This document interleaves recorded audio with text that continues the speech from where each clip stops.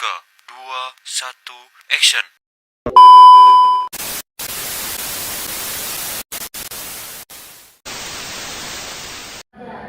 Halo teman-teman semua, kembali lagi bersama saya Ode Dursari, program studi akuntansi. Di part kali ini saya akan memaparkan materi terakhir UAS, yaitu fenomenologi, etnometodologi, etnografi, hermeneutika, dan etnografi.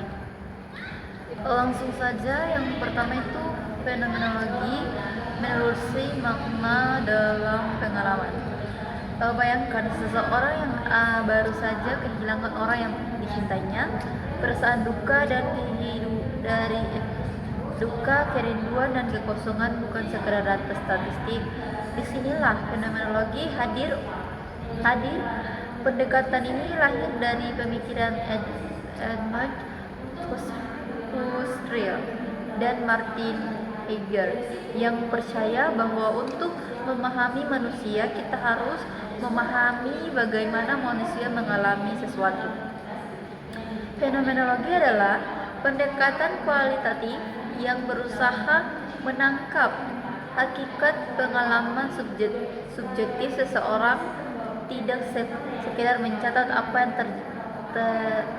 yang terlihat di permukaan, tetapi menggali makna terdalam dari pengalaman itu. Misalnya, bagaimana seseorang ibu merasakan melahirkan di tengah pandemi, bagaimana mahasiswa mengalami kecemasan saat kuliah daring penuh. Semua ini dipahami dari sudut pandang pelaku sendiri. Penelitian fenomenologi tidak langsung menjadi atau menyimpulkan. Mereka menangguhkan prasangka atau asumsi yang dikendalikan sebagai ospek demi memahami realitas seperti yang dialami oleh subjek. Metode ini melibatkan wawancara mendalam, refleksi, dan analisis makna yang mendalam. Tujuan utama fenomenologi adalah mengungkap struktur kesadaran manusia dan makna yang muncul dari pengalaman unik. Dengan begitu kita bisa lebih memahami bagaimana dunia dirasakan oleh orang lain. Yang kedua, etnometodologi. Etnometodologi mengurangi aturan tersembunyi dalam interaksi sosial. Setiap hari kita saling mengantre,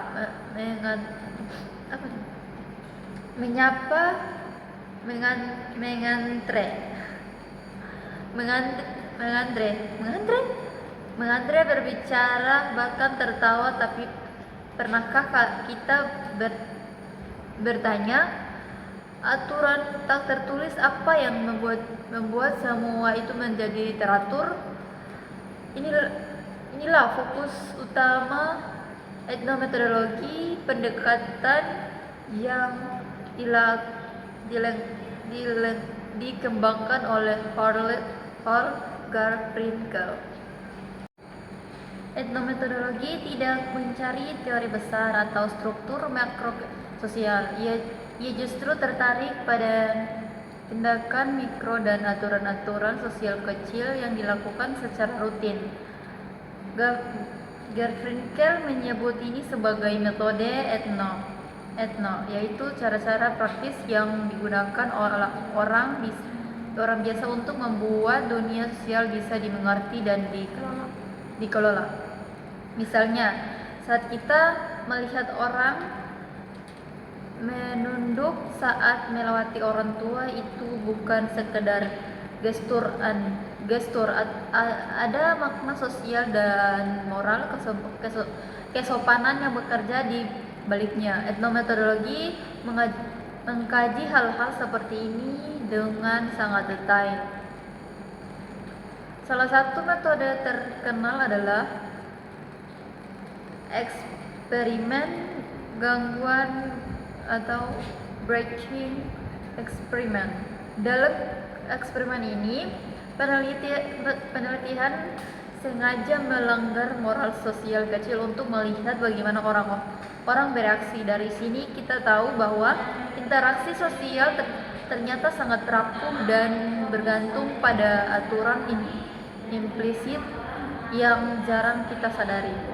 Yang ketiga, etnografi, yaitu menyelami dunia budaya menyelami dunia budaya dari dalam. Jika fenomenologi memang mengajak kita merasakan dunia dari sudut pandang orang lain, maka etnografi mengajak kita tinggal di dunia itu, hidup di dalamnya, dan menceritakan kisahnya. Etnografi adalah pendekatan penelitian yang berasal dari antropologi yang bertujuan memahami budaya, nilai praktik dan kehidupan sehari-hari sesuatu kelompok masyarakat. Penelitian etnografi tinggal bersama komunitas yang diteliti, mengamati perilaku, mencatat percakapan, bahkan terlibat langsung dalam aktivitas mereka. Metode utama dalam etnografi adalah observasi partisipatif, wawancara, pencatatan langsung, dan refleksi mendalam. Misalnya, seseorang etnografi bisa tinggal di desa nelayan selama berbulan-bulan atau untuk memahami bagaimana nelayan membangun solidaritas, bagaimana mitos lokal membentuk kebiasaan melaut, atau bagaimana teknologi baru mengubah tradisi lama. Etnografi tidak mencari generalisasi, melainkan pemahaman kontekstual. Tujuannya adalah memotret kehidupan sosial sebagaimana adanya dari dalam dengan penghormatan terhadap sudut pandang warga setempat. Yang keempat, hermeneutika, menafsirkan makna di balik teks dan simbol. Dalam hermeneutika, kata-kata bukan sekedar rangkaian huruf, mereka adalah jendela menuju dunia batik, kepercayaan, dan nilai. Hermeneutika adalah pendekatan interpretatif yang berakar dari filsafat, terutama dari pemikiran Hans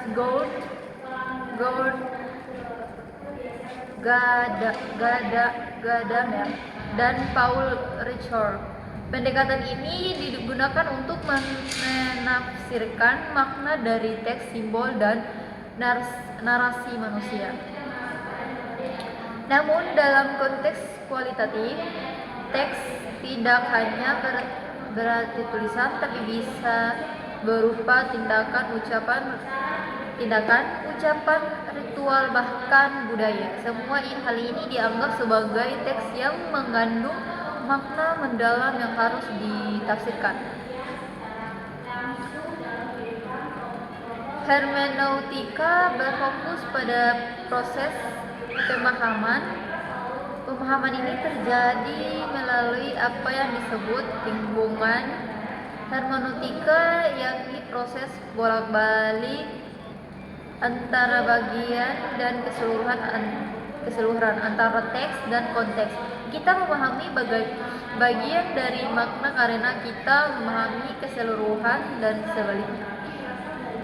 Contohnya, jika kita ingin memahami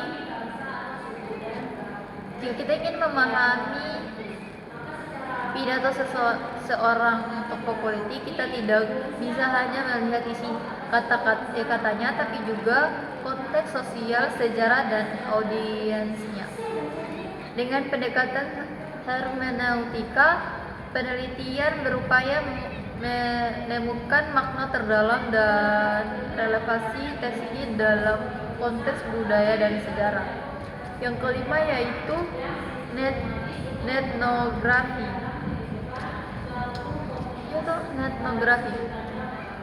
Etnografi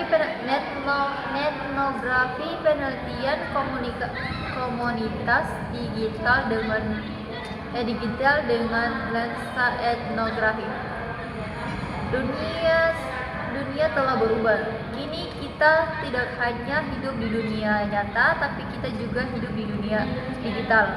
Orang membentuk identitas di Instagram, berdiskusi di Reddit, berdagang di Tokopedia, bahkan mencari cinta di Tinder. Maka muncullah etnografi, gabungan antara etnografi dan dunia internet. Etnografi adalah metode penelitian kualitatif yang digunakan untuk mempelajari komunitas, perilaku, budaya, dan interaksi sosial di ruang digital. Istilah ini diperkenalkan oleh Robert Kozienz, seorang profesor pemasaran yang melihat bahwa internet adalah ruang sosial yang nyata dan penuh makna.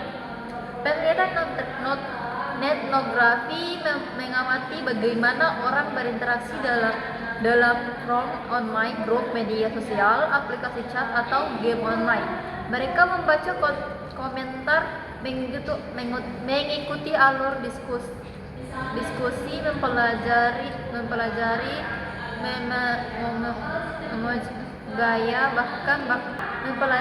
meme, emoji, gaya bahasa, bahkan konflik di kolom komentar. Sama seperti etnografi, etnografi bersifat perspektif, tetapi interaksinya dilakukan secara daring. Misalnya dalam komunitas thrifting di Instagram, penelitian bisa mengamati bagaimana anak muda menampilkan gaya hidup berkelanjutan, bagaimana mereka membentuk identitas melalui estetika visual, dan bagaimana komunitas tersebut saling mendukung dalam algoritma media sosial. Etnografi memungkinkan kita memahami realitas sosial baru, budaya digital yang terus tumbuh dan berubah. Yang terakhir yaitu kesimpulan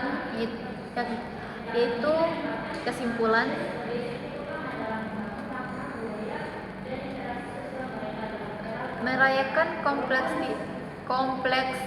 kompleksitas manusia melalui pendekatan kualitatif. Dari fenomenologi yang menjalani pengalaman etnometodologi yang mengurangi aturan interaksi, etnografi yang hidup bersama budaya, hermeneutika yang menafsirkan makna tersembunyi, hingga etnografi yang melibatkan dunia maya, semuanya membawa kita pada satu kesadaran: manusia tidak bisa diredukasi menjadi angka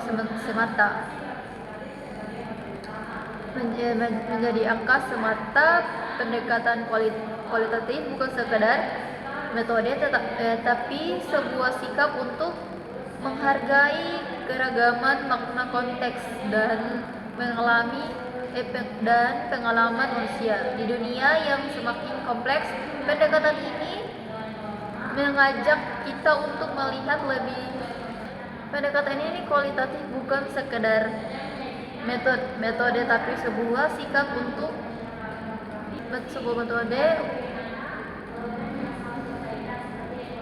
untuk menghargai keragaman makna konteks dan pengalaman manusia di dunia yang semakin kompleks. Pendekatan ini mengajak kita untuk melihat lebih dalam, mendengar lebih saksama, dan memahami lebih jauh, memahami lebih utuh. Etnografi. Sekarang kita bahas pendekatan yang paling imersif, etnografi. Etnografi adalah pendekatan yang berasal dari antropologi, di mana penelitian tinggal bersama, hidup bersama, dan ikut serta dalam kehidupan masyarakat yang diteliti. Tujuannya adalah memahami budaya, nilai, kebiasaan, dan makna sosial yang hidup dalam komunitas tersebut. Bronislaw Maloniewski adalah salah satu pionir etnografi, menghabiskan waktu bertahun-tahun di Kepulauan Trobriand, ikut serta dalam kehidupan masyarakat lokal dan mencatat semua aspek kehidupan mereka secara mendalam. Pendekatan etnografi bukan hanya tentang melibat dari luar, tapi benar-benar masuk ke dalam dunia orang lain. Contohnya, kamu ingin meneliti komunitas punk di kota besar, kemudian tidak hanya datang sekali dan wawancara, kamu harus datang berkali-kali, ikut nongkrong dan di base camp, lihat konser mereka, ikut diskusi, bahkan mungkin ikut dalam aksi sosial mereka. Etnografi melibatkan observasi partisipatif, wawancara mendalam, catatan lapangan atau flight notes, dan analisis budaya dan simbol. Guilford Geertz menekankan pentingnya description, yaitu deskripsi yang tidak hanya menjelaskan apa yang terjadi, tetapi juga mengapa hal ini bermakna bagi masyarakat yang diteliti.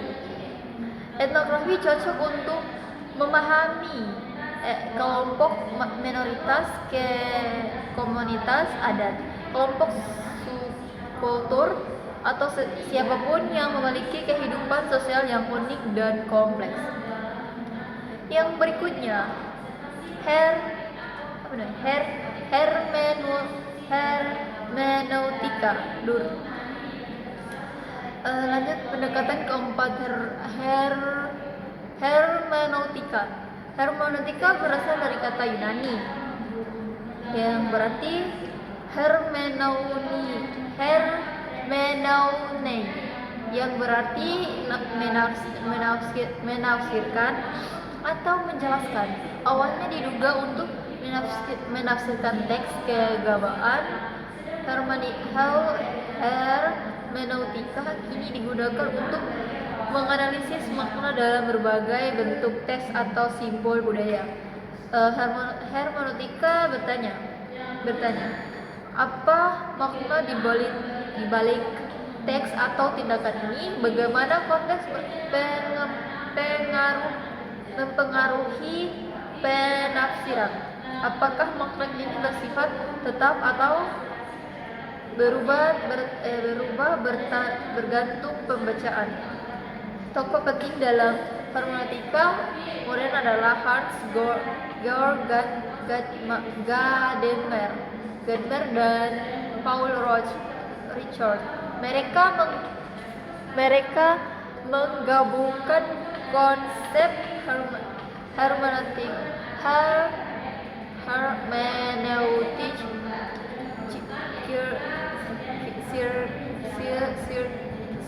circle, yaitu proses bolak-balik antara bagian keseluruhan teks. Untuk memahami suatu bagian teks, kamu harus memahami konteks keseluruhan dan sebaliknya. Contoh penggunaan hermeneutika menafsirkan lirik lagu protes politik atau membaca simbol dalam iklan atau menelaah bagaimana pidato seseorang tokoh politik membentuk kesadaran kolektif. Penelitian hermeneutika menggunakan analisis teks mendalam, kontekstualisasi budaya dan historis, refleksi filsafat dan interpretatif. Hermeneutika mengajarkan kita bahwa makna itu tidak netral dan siap penafsiran adalah hasil dari dialog antara penafsir dan konteks sosial. Etnografi. Terakhir, kita bahas pendekatan yang paling relevan di era digital, etnografi. Etnografi adalah kependekatan dari internet etnografi, yaitu etnografi yang dilakukan di ruang digital. Pendekatan ini dikembangkan oleh Robert Kozinets. Sangat cocok digunakan untuk meneliti budaya, interaksi, dan komunitas yang hidup di dunia maya. Kenapa ini penting? Karena saat ini sebagian besar aktivitas sosial, identitas, bahkan gerakan budaya terjadi secara online. Contohnya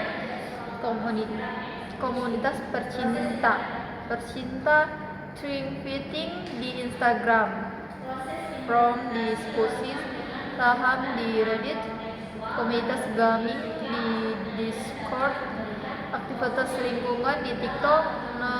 Etnografi memungkinkan penelitian untuk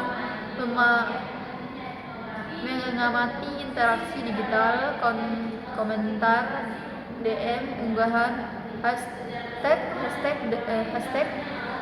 menganalisis konteks, gambar, video meme, terlihat secara aktif atau pasif dalam komunitas online. Namun, etnografi juga menuntut kita sangat berhati-hati secara etik. Tidak semua akun atau komunitas bisa kita observasi begitu saja. Perlu ada kesadaran tentang privasi digital, izin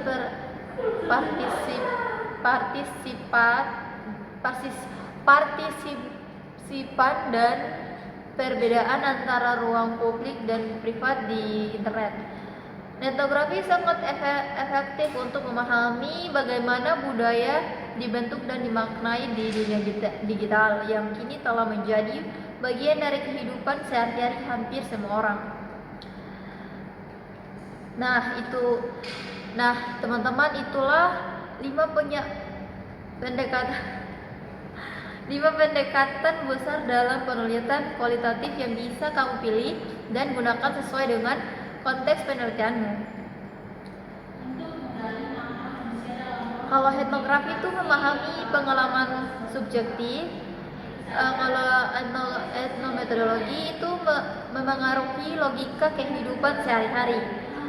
Terus yang berikutnya itu etnografi menyelami budaya melalui keterlibatan langsung. Sedangkan selanjutnya hermeneutika itu menafsirkan makna dari simbol dan teks. Yang selanjutnya etnografi menjelajahi dunia sosial digital. Kelima pendekatan ini menunjukkan bahwa ilmu sosial bahkan bukan hanya soal cinta, tapi juga soal memahami manusia, makna dan konteks. Terima kasih sudah menyimak video ini. Jangan lupa like, komen, dan share kalau kamu merasa konten ini bermanfaat, dan sampai jumpa di video berikutnya. Bye.